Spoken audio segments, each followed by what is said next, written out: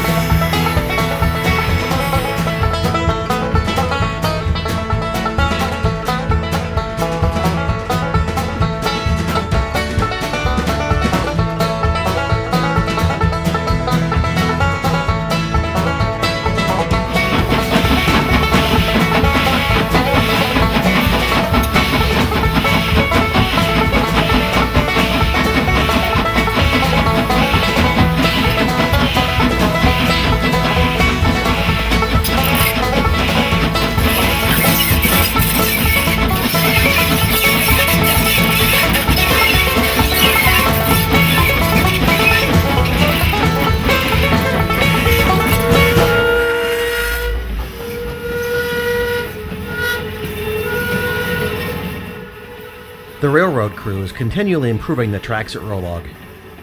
This year, they replaced and relocated the rail in front of Main Street to allow for a more gradual turn and grade when steaming down towards the Baker Depot.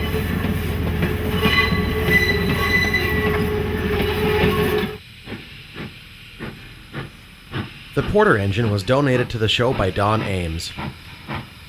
The engine originally came from the Trap Rock Quarry in Dresser, Wisconsin.